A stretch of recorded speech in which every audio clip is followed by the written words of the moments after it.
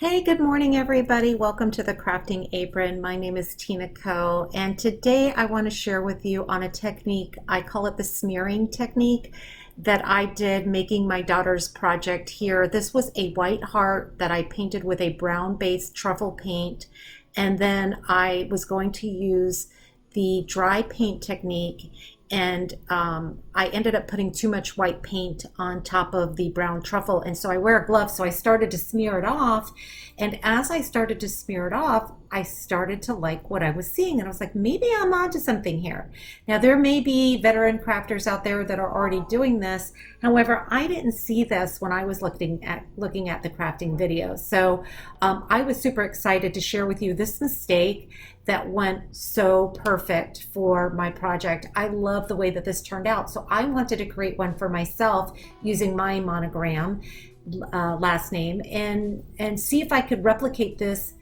And so I tried to use the same exact colors, but I didn't like one of the colors that I used, and I'll show you how I was able to cover that up without even starting over. So the beautiful thing about this project is you can make mistakes and you don't have to start over. So let me show you what we did and how I accomplished this technique.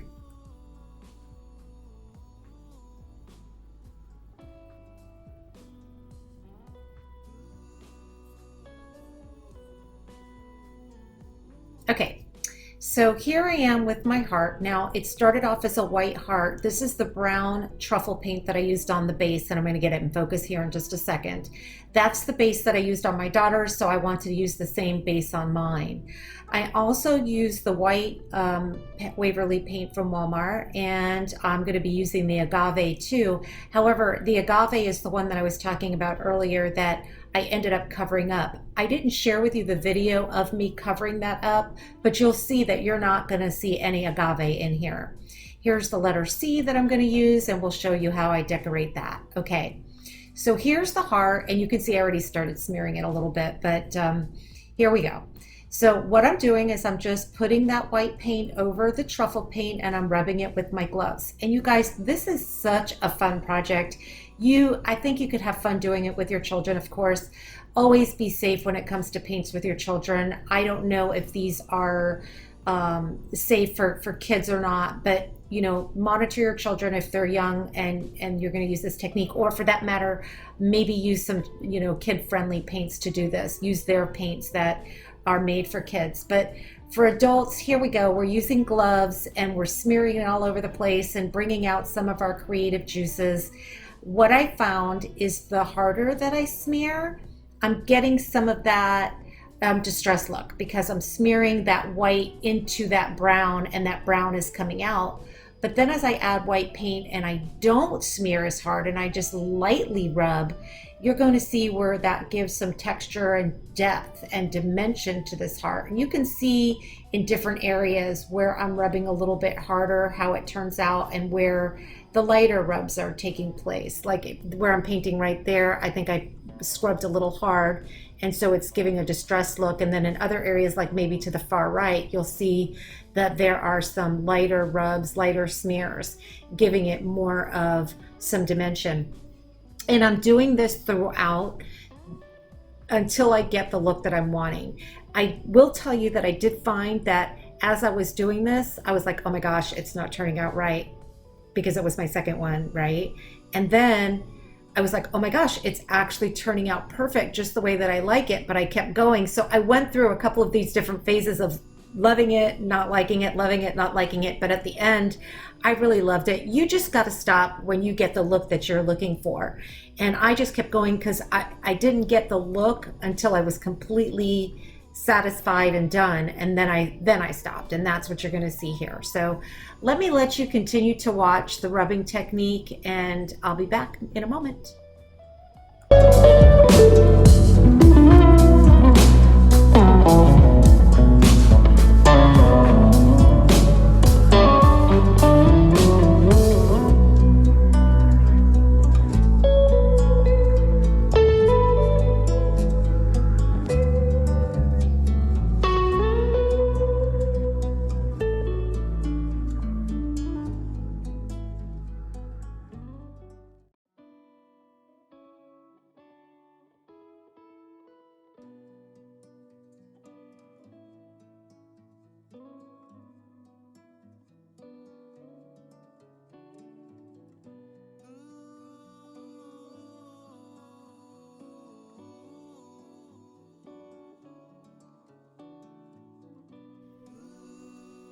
Okay, so here is the final product. This is when I stopped because it had all the dimension depth that I was looking for, covered that agave. I know I didn't show you in the video, but I promise you it was there. And here is where I'm going to add the Mod Podge, and we all know Mod Podge is what's going to protect from weather, if you will. This is the gloss Mod Podge. There is matte Mod Podge as well.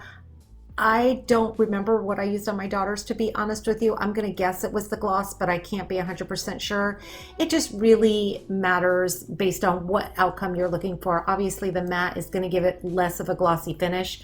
If I were using this for my food photography and I wanted to put Mod Podge on here, I would definitely use the matte. I don't want anything shiny when I'm taking photos of food on a background. I definitely want all my stuff to be matte. But this is not going to be a food photography piece, so it didn't matter. And if I didn't mention this earlier, I'll say it again. I'm thinking about putting a wreath around this and putting this on my front door. Somebody at work suggested this, and I love the idea. I haven't committed myself 100% to that just yet, but if I do create a wreath and I do incorporate this, I will share that with you. But regardless, I will share with you how my wreath turns out because I have never made a wreath, and so I'm super excited about that. So stay tuned for that. Okay, so here I am now ready to paint my C, and I start with the white chalk paint, the Waverly chalk paint from Walmart, and I give it a nice base coat. The color that I decided to paint this C is a lavender, a new color that I have found in these selections of the Waverly paint, at least new to me. I had not seen it before, and I was excited because lavender is one of my colors in my photography logo. So when I saw that, I just had to have it in my gear. But it turns out that it didn't really go very well, in my opinion, with the way the colors meshed in the heart. But I didn't know it at the time. Of course, I had to paint it and then look and go, no, wasn't really happy with it.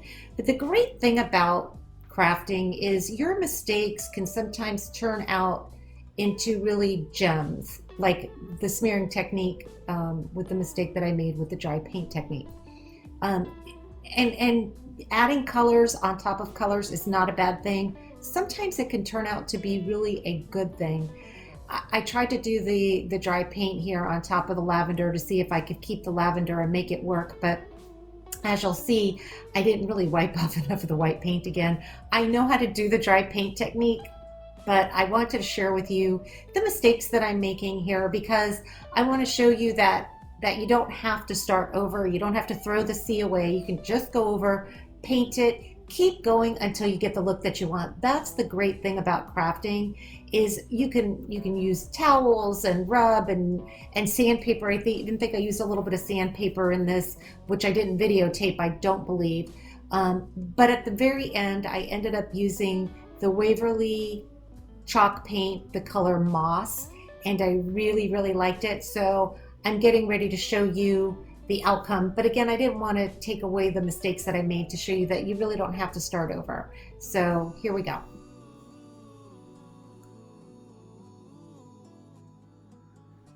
Okay, so here's the heart, and I just don't like the way that this heart looked with the lavender. I didn't show you that, but I'm going to show you now the final product with the Moss, Waverly Moss chalk paint. And here you go. Now you're going to see the C come in, and I'm so loving the way that this turned out. Here it comes in just a second. Gonna bring the heart in. Here we go. I promise it's coming. Yes, you can tell that I'm recording this after the fact, right? Okay, here we go. Slow-mo. Okay, so there you go. I am in love. I hope you can see it good enough. At the very end of this video, you're certainly going to see the final product, but I wanted to be able to show you. I think that moss looks super good with the way that background of the heart, the colors. I just felt like the lavender was just a bit too bright. Okay, so here I am with my C, trying to focus a little bit here, but you'll see placing the C in the area that I want it. I feel like when the heart is laying down, the light is giving it more of a brighter look. I think if that was the original color of the heart, the lavender would have looked good, but I think in a previous photo I showed you, it's really, the heart is a little darker. So right now what I'm trying to do is just figure out where I'm going to place my C, because I'm going to decorate it with a burlap flower. So I've got my burlap flower where I want it, and I'm going to hot glue my C in conjunction with the burlap flower. I'm using hot glue. I think the hot glue is going to be fine for this. If you wanted to use the E6000 or any other wood glue, you could do so. I have some E6000. I haven't opened it yet, but I hear it smells pretty strong. But for what I've been doing lately, I haven't had to have anything that was super strong. I think this is going to last and work out just fine. So I'm getting rid of some of those hot glue strings or hot glue hairs, whatever they are. And now I'm going to get my flowers.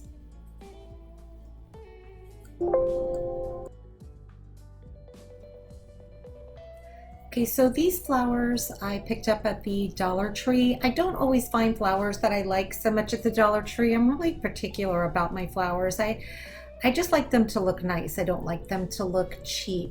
And sometimes if you're using little bits of the flowers from Dollar Tree, that's fine. Like with my daughters, I picked the petals off. In this case, I found these colors that I thought looked really good with the moss, these flowers. I don't really know what they're called.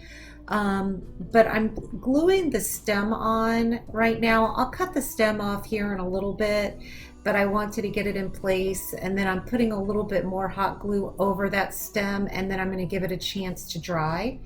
And then I have another bunch of these same flowers in a lighter color, and I put them up there and I didn't really like it, so I thought, nope, let me just add some more of the same color just to give it a nice 3D effect. So these really kind of stick out of that little burlap flower, and I'm real happy with the way that this turned out. And as it dries, I don't know if I show you in the video or not, but I end up removing the stem with some wire cutters. Don't use scissors, because scissors don't work really as good as wire cutters. And you could damage your product. And then over to the right, you'll see I just had some paper polka dot hearts, and I just put them kind of in a flowered shape and hot glued them down.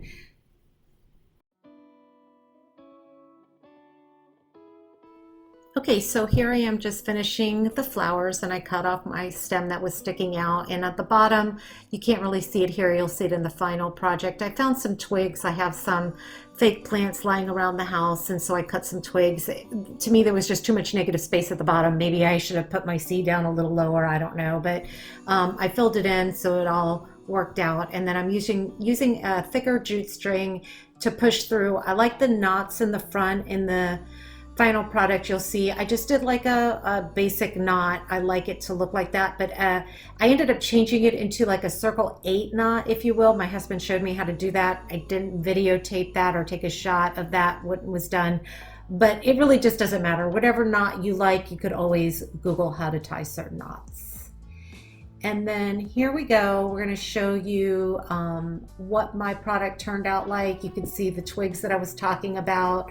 I love the way that this turned out. I love the color combinations. I'm so glad that I went with that C. Again, I think the light is hitting this heart. I think it's a little darker than what you can really see here, but you get the gist of the smearing technique and the texture. Love this. If you do food photography, you could do this. I'm going to do this as well and share with people on my photography YouTube video. And then here's my daughter's, and the difference of hers versus mine that I promised I would share at the very end. I hope you all have enjoyed this video. If you like it, please give it a big thumbs up. Subscribe to my channel. Don't forget I'm going to be doing that wreath, and I can't wait to see you all again. Talk to you later. This is the Crafting Apron. Peace out.